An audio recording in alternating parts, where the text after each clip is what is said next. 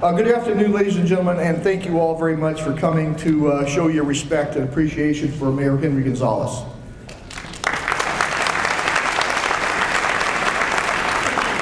Before I get into Henry's bio, which has been shaved down a couple times by Richard from City Hall, what you may not know about Henry is that the degree of generosity that he has shown over his lifetime.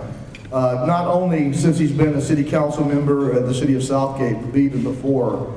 All the money he makes from the government he donates to the youth programs, high schools, a big football supporter.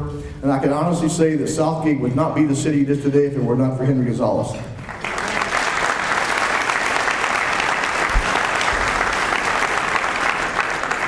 Henry Gonzalez was first elected to the city council in April of 1982. He became the first Latino to serve in the Southgate City Council. Over his 26 years in office, he has served as mayor 7 times. And so far, he's done it right. He has represented the city in over 15 outside agencies during his tenure. His extensive list of achievements serving his community also include past president of the Southgate Rotary Club, of which he is still a member. He's the founder of the Southgate High School Booster Club, the organizer and founder of the Southgate Football Incorporated, a retired member of the UAW International Union, serving for 12 years as the assistant director of UAW Region 6, past president of the Labor Council for Latin American Advancement, serving on the executive board for Plaza de la Raza and TELACU, being awarded the Distinguished Siempre Juntos Award in December of 2000. Mayor Gonzalez has worked with the youth of this community most of his adult life, and most proud to serve with the Boy Scouts of America, serving as district chairman for the San Antonio district from 1995 to 1997. In recognition of his accomplishments in service to the Boy Scouts of America, he was awarded the Silver Beaver Award in 2007, which is one of scouting's highest honors. Mayor Gonzalez and his wife Teresa have been happily married since 1956 and have resided in Southgate for over 50 years. They have 2 children, 7 grandchildren, 3 great-grandsons, and 1 great-granddaughter. Mayor Gonzalez's legacy in public service will be highlighted by decades of community youth involvement and educational advances. Please help me in welcoming Mayor Henry Gonzalez.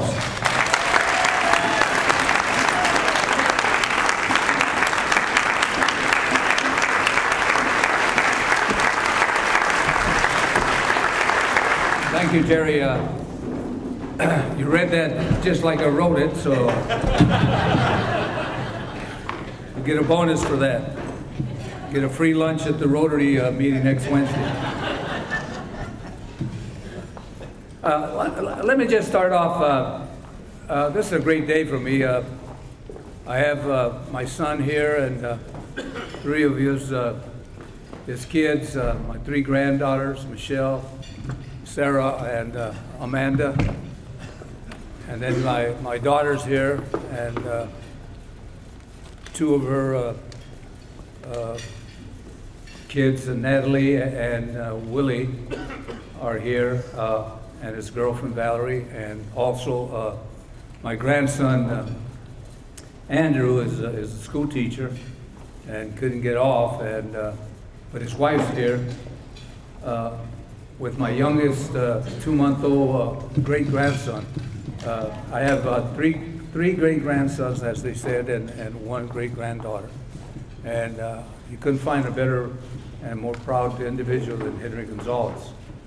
My wife, I'm trying to think back, and I think I started going around with her when she was 14 years old. And I think she was in 8th grade, and I was in the 9th grade, and we've been together since June 30th of 1956. I tell people, yeah, I've been that long with one woman. That's pretty good, you know what I mean? And the second individual is an individual that I call him my mentor. I worked with him with the UAW International Union. He was my first campaign manager when I seeked office here in the city of Southgate. Still lives in the city of Southgate on Dorothy Avenue. celebrated his 101st birthday last November, and that's my good friend, John Allard.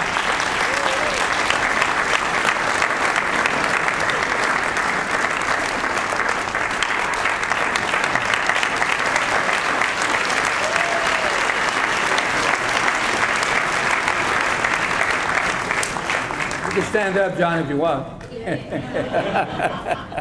A second time. Also, I think Sylvia's here, and her dad is celebrating his 106th birthday today.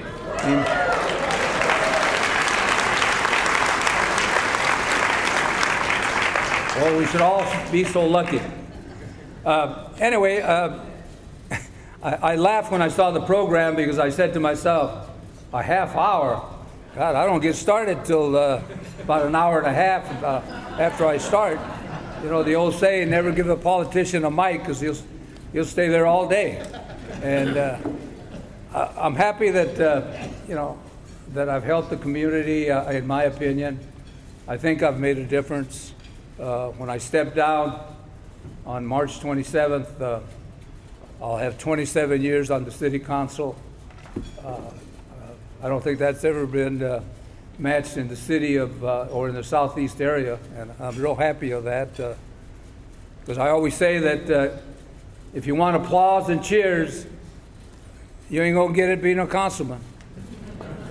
Go out and have be a baseball player, a football player, or a basketball player, but believe me, when you make an error or you miss a shot, then the boos come. So everything you do is filled with boos and very few applause. But again, as I'm going to say when I get my farewell speech on the 27th at the City Hall, I'm going to miss being up at the dais, and I hope that they miss me, because you know, it's been a great life for myself and my family.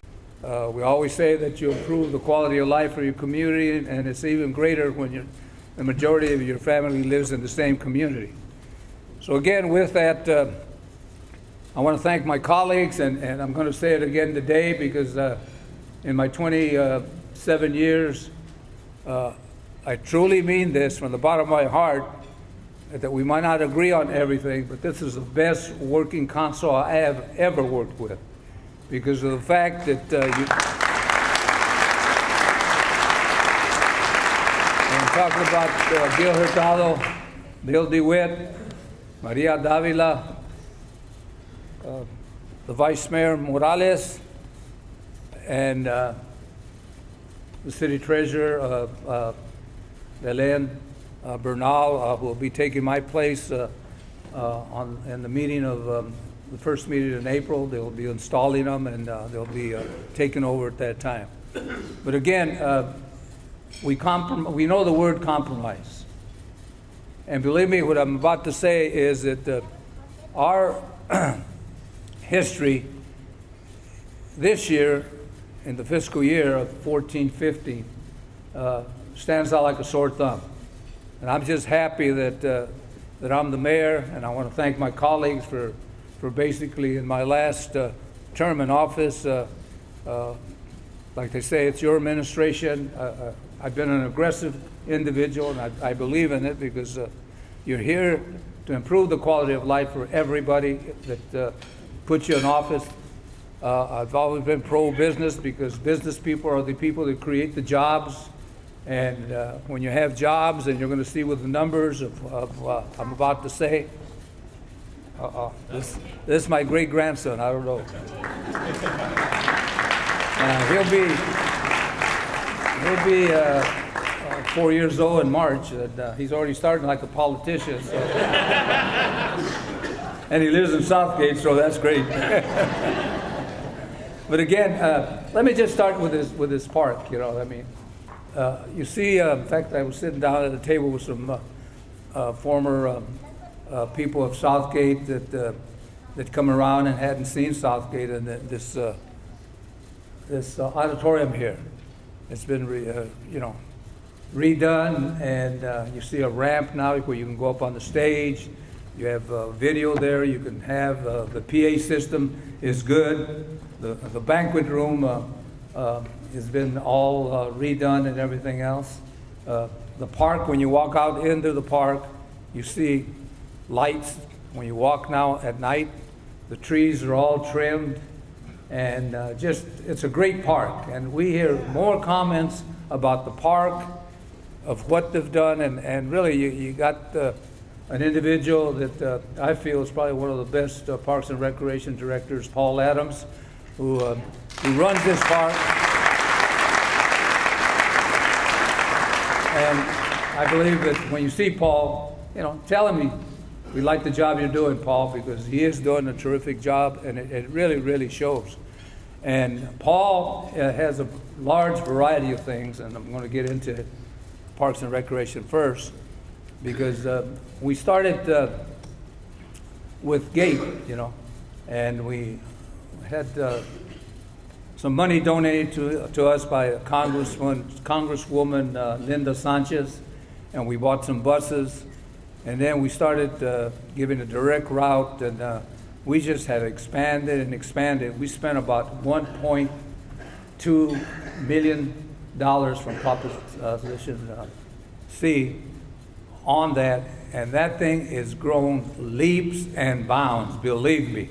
It's gone great. Now we have a direct route for Hollyville now, and it's going to help us because now they're going into El Paseo, and they're going into the shopping center where they're helping people stay in Southgate. And the reason I say that because a few years back when we started on this road to Utopia, which I call it, we had about $200 million going out of the city, going to Downey, going to Cerritos, Lakewood, Long Beach, and other places, because we didn't have the kind of stores that people wanted to shop at. And I'm talking about department stores. Now we have a Marshall and a Ross. They wanted restaurants, and I think that's where our biggest haven is, that we've got, I think in the last year, we've come in with about 40 new restaurants. And I mean, so for those of you that haven't been by our shopping center, drop by. And TGI Fridays, Blaze Pizza. I didn't eat pizza, but let me tell you, that's the best pizza there is. It's thin, and I don't like all that dough, but it's great, you know what I mean? And the Habit, you couldn't find a better grilled chicken sandwich there. And just all of the restaurants are real good. They have the wings, and In-N-Out Burger. And let me tell you, I never forget, in my aggressiveness, I called the guy, and I met with the vice president in my office, and I remember talking to him, and I said, all I want to know is, do you want to come to Southgate? And if you do, I'll make it happen. And he said, we want to come. And we talked, and I said, how long will it take you to build it? He says, well, if you give me the permit today, 5 months. I said, that's fast. So we talked to Arturo Snyder. Snyder talked to him. They negotiated. They got it. They built that In-N-Out Burger in 4 months, and they opened up last November. And the first month, I think they were about $100 short of what Downey did in theirs. And now, they're making nothing but money. And every store is making nothing but money. And again, let me get into this misnomer, people come to me, and I'm sure they go to the consul, and they say, you guys got nothing but money, man. You got the highest sales tax in the state, 10.25. And I always tell them, well, it's not only the state, it's in the whole United States. I said, but let me tell you, we only get 2% of that. And they said, what? Who gets the rest of it? So when you start breaking it down, they start thinking, but they think that you get all 10.25, some people. And I said, the only reason we get 2% is because we put it on the ballot back in 2008. We passed ordinance 2246, giving us the right and we went to the registered voters and we put it on the ballot, and they passed it by, I think, about 75 to 76%, and gave us a 1% sales tax. And again, what happened during that period of time is that the economy hit us. So in the provisions that we sold it, we said, look, we're going to add police and we're going to maintain the services that you want and you're entitled to. And we did. But we didn't hire as many, and we were way under, but I'm happy to say that in the last 4 years, we've hired 27 police officers, and in the last year, we've hired 14. And I think it's time to start getting more, and I'm sure that the council will be looking at that. I will not be around for the next budget that starts in about May, and they'll be negotiating or discussing the next budget, and I'm sure they're going to be putting more officers in there because we really need them. I think the health and safety of our community is what makes this community stand out like a sore thumb, really. Our response time on the police officers is 3 minutes, unheard of. 3 minutes. You put a call and they respond there in 3 minutes.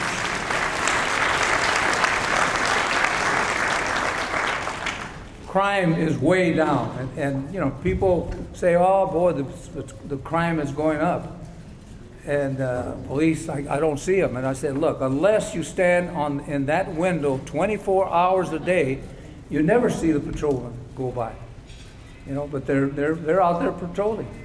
But again, what the Chief Randy Davis is doing now is that he understands the fact that you need to get anti-gang programs in, you know, to really keep our kids at bay and show them that there's things out there you can do in your community, and you keep them off getting in drugs, joining gangs, and doing all the things that get you in trouble. So the chief and his crew are very, very involved through their POAs and doing what we need to do to really clean up this city. And they've been doing a heck of a job because we had a lot of people. And I'll tell you, when I was a kid, I lived in Watts, across the tracks. So we'd say, hey, let's go over to the park and check out the girls. You know? And we walk over and they'd say, where are you guys going? To the park. And they'd tell us, get back over across them tracks. And we left and went back, and we didn't come back too often. We said, them cops in Southgate, they're tough. And that's the idea.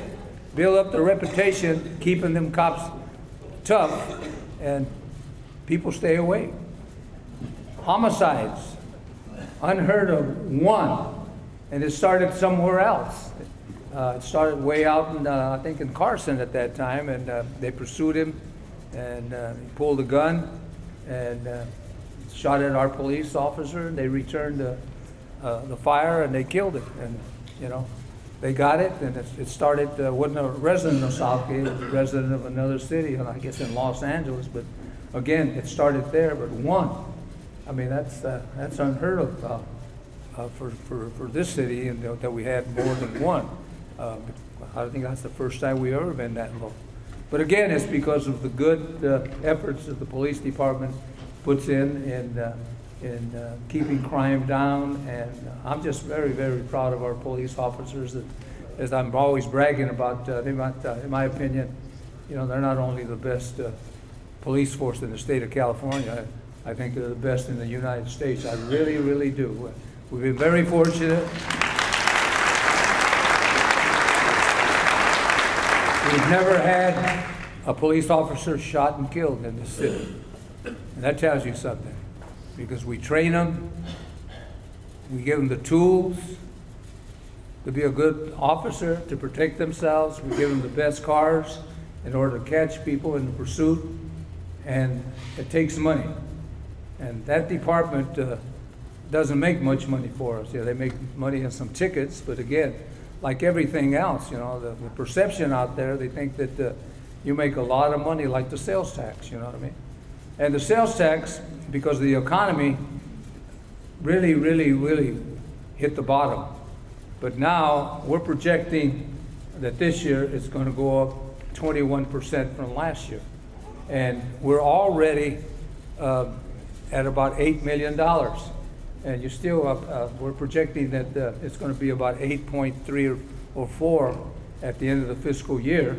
And it's all because of the Azalea and all the restaurants and all the good things that are happening in Southgate, bringing the revenue and keeping it in Southgate while it was going elsewhere. People now have places to shop and spend their money right here in Southgate, and that's the great thing. And again, that's because of the great leadership of our council and the great staff that we have. I always tell Steve Lefevre, Director of Community Development, that sometimes I think he's got too damn much on the plate. You know, that plate's dripping over on the side, you know, when you start talking about different things. We started about four or 5 years ago, and we were at 16.8 unemployment figures. The figures just came out for December of 2014, and we're at 9.4. So that's a big, big drop. And that's because of the Azalea, plus it's because of the manufacturing that's going on. Our largest employee field business is Coos Manufacturing. They're over 1,000 people, and they have another company that's there too, American Apparel, and they're at 600 and something. Then you have Schultz Steel just under 500. You know what I mean? So it's like the old days. I can remember when I came on the council in 1982. We had 5 plant closures. General Motors at the peak, and I was chairman of the bargaining committee at that time, had 5,000 people. Firestone Tire Company had about 3,400. Weiser Lock had about 1,500. And Thager Lundy had about 300 people. World Oil about Thager Lundy, and they're going up too now. So again, the manufacturing that we knew is gone, but we're getting a lot of new people coming in now and doing a heck of a good business and hiring people. And Coos is leading the way. You know, we're currently in negotiations trying to see if we can get them not to leave our city and see if Jonah Goldrich will sell them a parcel, and I'm real heavy into that. I helped Mr. Coos, and I can remember 1994 when I came back, and I went down to Washington Boulevard in Los Angeles, and I took Andy Passman, who's the city manager, and Ruben Lopez, who was the director of community development, took them with me, and we went and we talked to Coos, and we said, look, he was in a 2-story building, and had about 300 people, and I said, why don't you come to Southgate? We'll build you a nice plant, brand new plant. We have an industrial park that we're trying to build up, and he came in 1994, and he just adding, and today, he's got over 1,100 people, and if you haven't gone by there, great, man. They have these denims and jeans and everything. They have stone washed, they have bags and bags of rock, and they throw it in this darn washing machine, and man, he gets a pair of jeans, for example, they're like Levi's, and when they get through getting beat up by them rocks, they turn into denims, you know what I mean? And one thing I couldn't see, though, I said, who in the heck is going to buy a pair of pants with a hole in their rear end and a hole in their knees? But people pay $100 for them pants, so there's something to their madness, I guess, and that, I guess it's called new style. But again, I think that we have Billy Koo sitting here today, and Mr. Koo couldn't come by, but Billy Koo is his son, and then he has his other son who's a top designer, and they're just, it's a growing business, and they're getting better, and we're going to try to make sure that they stay in Southgate for the next 50 years, if possible, and to try to handle growth. In construction now, we have over 1 million square feet that have either been built or that are on the checking, on the block, you know, in plan check and everything else. For example, on Firestone, at the old Firestone plant, they're in the process now. They're going to build a 10,000 student community college there. And hopefully when that happens, right across the street, the satellite one it's owned by an elderly lady, and maybe she'll sell it, and then you can build a nice little shopping thing to help the kids that are going to the college, for example, and they have bookstores and materials that they use in college and things like places and things like that. And then you'll have the west side locked up. Right behind East LA College on Calden, you have 200 and some apartments. It's going to be full security in there. I call it a gated area, and it's going to be very, very nice. If you go by Calden, it's between Southern and Firestone. You'll see the big buildings are up already, and I think they should be opening within 3 or 4 months, hopefully, you know what I mean. Over on Atlantic and Tweedy Boulevard, we're going to have a mixed use there. It's going to be probably a restaurant or something, and retail on the first floor. On the second floor, it'll be a parking structure for the people that live there. There's about, I think there's 80 apartments they're going to have there, and then they're going to be up maybe 3 or 4 stories, and that's going to be a great one. On the corner of Atlantic, on Garfield and Firestone, at the old Steel Gonzalez site, we have right now, they're already grading already. It's about a little short of 6 acres. And I met with World Oil, and I had a meeting with World Oil and the developer for that site. And they're, as we talk, negotiating to bring World Oil into it with their 6 acres to make that almost a 12 to 13 acre shopping center there. And one of the ones that they're bringing in right now is that we try to get Trader Joe's. I think Councilman Hurtado wanted that real bad. Don't cheer yet because they wouldn't come. But they've opened up a new plant, a new company, I should say, and it's Albi. And they brought in brochures, and you find them back east, and it's the same thing as Trader Joe's.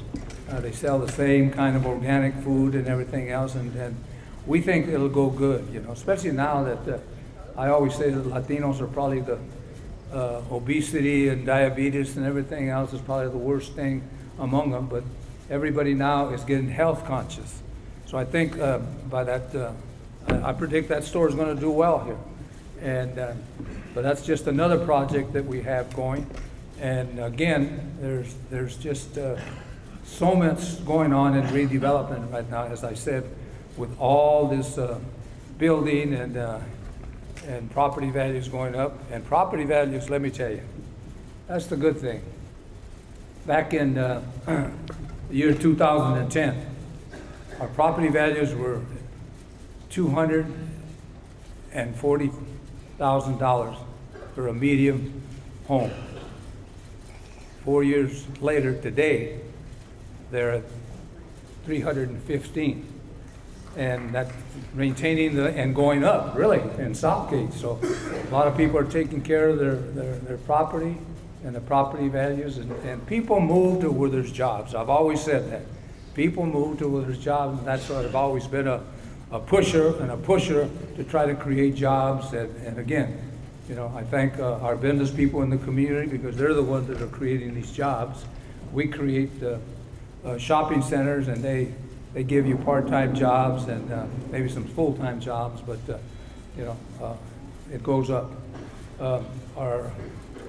Let's see now, we have approximately right now As I said before, the top employer in the city is Coos Manufacturing. And then American Apparel is at 600 and something, and then I think it's Schultz Steel under 500. And those are the top three. A little long ways from what you had in the old days with Firestone and General Motors.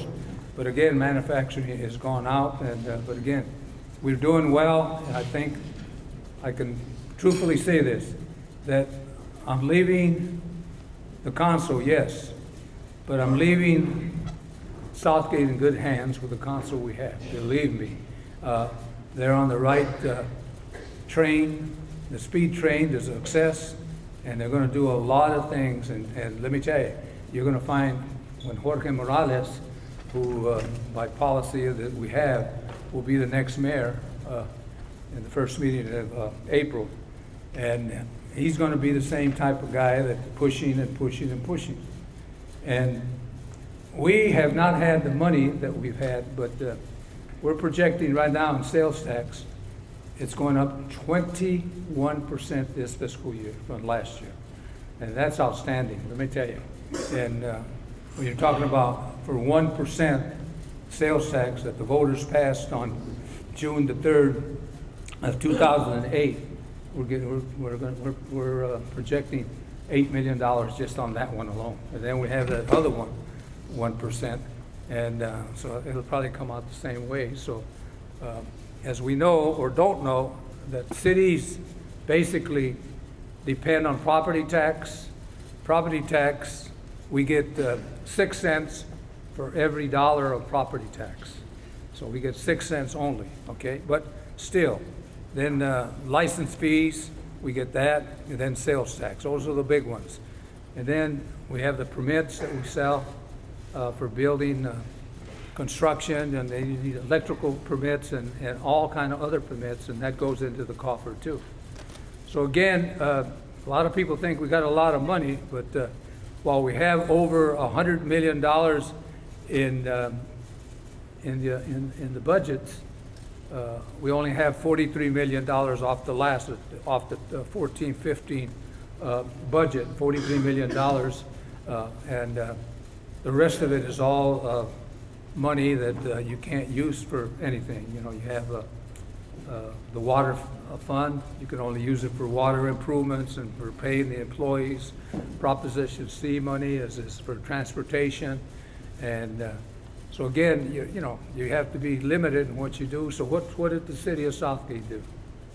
Is that they went out, and right now we have on the books about $80 million in grants that we're going to use for all this new construction and everything else. And in the last couple of years, we spent over $31 million. And that includes the park. You know, we got grants from our supervisor, Gloria Molina, to build all the renovation in this auditorium here. We got a dog park now. You know, Southgate's going to the dogs, but you know, we have a nice little park in Hollydale, and we're the only one in the whole area that has one. So again, you can take your dog down there, and there's no running a marathon there, but you know, he can take care of his needs and everything also, instead of doing it on sidewalks and everything else. You know, and I think that's one of the things we get a lot of complaints where people walk their dogs, and a lot of them don't take a plastic bag or anything, and they leave. I guess if it's gold dust, that's a good thing to do, but when it's not, you know, you're in trouble cleaning up that darn sidewalk. So again, you know, redevelopment's there, parks is there also, and I just don't have the time to really get into everything and tell you how much square footage in each detail area. The police, the same thing. Then we get into the finance department, which takes care of all this money, and they're the ones that keep looking at the sales tax. They look at the property tax, and they look at unemployment. That's the great thing about that, you know, and we're still the lowest in the whole Southeast, and so, which is good. I think Cudahy, I think is second. They're at I think 10.2%. You know, but again, with redevelopment gone, you know, the Governor Brown did away with redevelopment, so you can't really subsidize anybody anything, and nobody can do it through the general fund because we don't have that kind of money.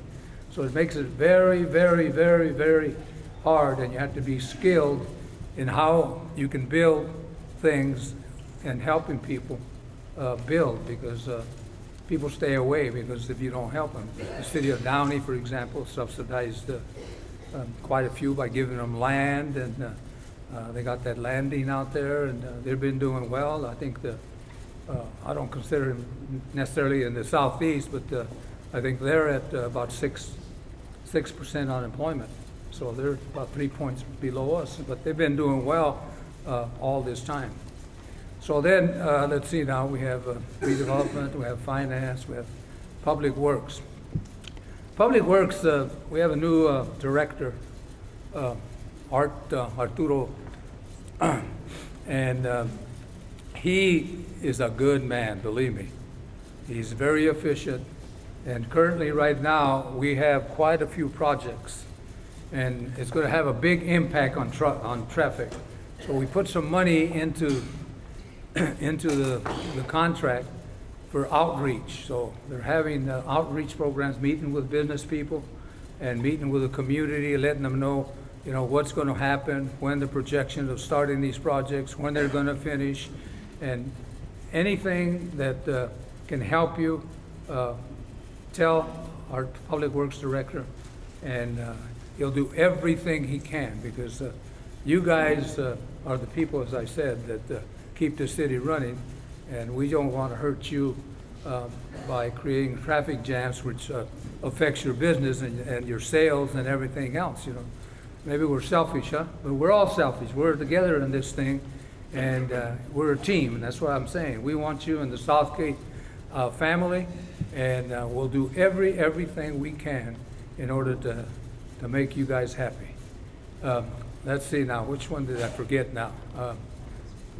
Police Department, Community Development, Finance, Public Works. That's about it then. But again, let me just open it up.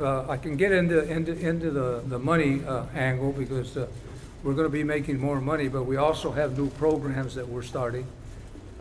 We've opened up a team center here at the park, and we're added programs into it.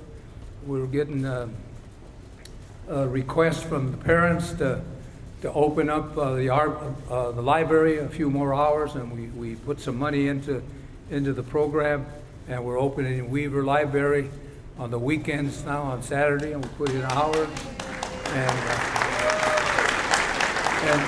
that works, because we've got the same comments from people, you know, that kids, you know, go to the library and they sit there and they study and study and study. And we found that they were closing early because of lack of money, so we appropriated some money. And the city council last year did one unique thing, is that we put $1 million into our reserve, you know, for rainy days. And so that we're going up. And we're doing all of this without any increase in fees, okay? And that's the good thing about it. We don't have to. And I tell people, because everybody says, well, you know, you guys got plenty of money, you know?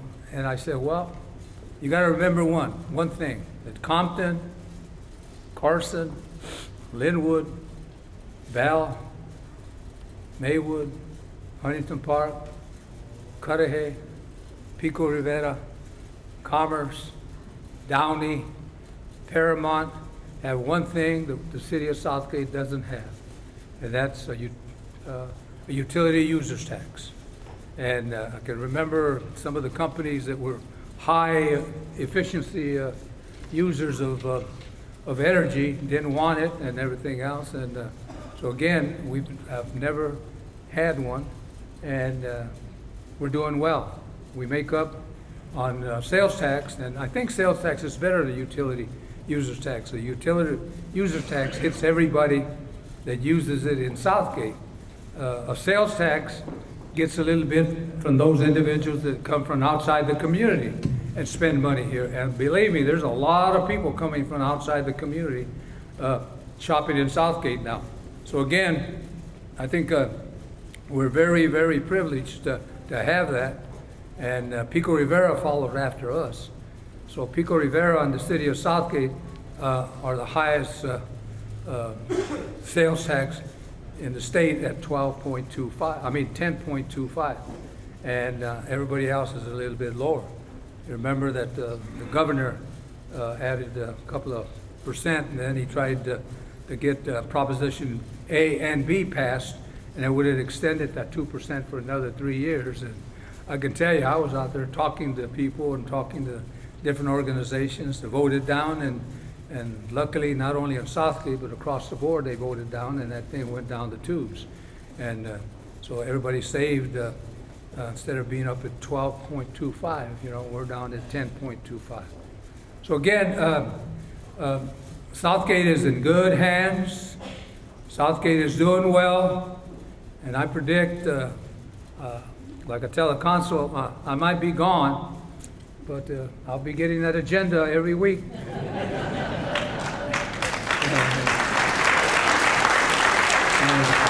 If I see something that I disagree with, I'll come to the city hall and find out how you guys feel.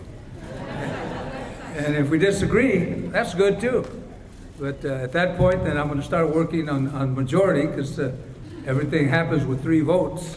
And if you can't count the 3, you don't have any business in politics. But again, I think we're going to do well. We have a new councilwoman. She's been the treasurer for the last 4 years. She's got 2 terms to go on that one. But for those that don't know, boy, I should have got closer a long time ago. What we did is that we opened it up in November, and it closed in December. And by the fact that I didn't pull out papers, they extended, I think, 3 or 4 days. And one individual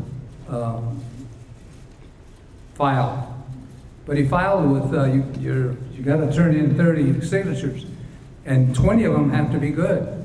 He only turned in 20. So I was telling some of my colleagues, I said, well, it's over. Because if an individual runs, he don't know what he's doing, you'll lose 10%. And that's what he lost. He lost 4. He finished up with 16, so he was ineligible. And we're not having an election on March the 3rd. Jorge Morales, Maria Davila, and Maria Belén Bernal stand elected as new city councilman, joining Gil Hurtado and Bill DeWitt. And let me leave this parting word to my colleague, Bill DeWitt. I came on in 1982, and Bill was on the council, I think, come in 1980. Bill left in 1990. Just wanted to spend some time with his kids. We were real involved in the Boy Scouts of America and everything. And didn't come back, I think, till 1999, so it was 9 years. And so now I leave as a senior councilman, and Bill's going to inherit that. And I look to you, Bill, to hold the reins on the council, give him that leadership I know you have and will give, and we'll talk. And I wish you guys nothing but the best of luck. If you guys have a little time on March the 27th, and you want to hear my farewell speech, and I'll be there. And that'll be my last official day on the first meeting in April. I'll just open up the meeting. They'll install the 2 individuals, and then they'll vote for a mayor, and I'll be stepping down. I won't say anything. I'll be saying it all on March 27th. Again, I'll open up to any questions if anybody has any questions. If not, then that's my address. Try to be as effective as I could, and try to cover as much as I could. But we're doing well, believe me. We're doing well, and I think we're going to do better. So again, with that, any questions anybody have? Just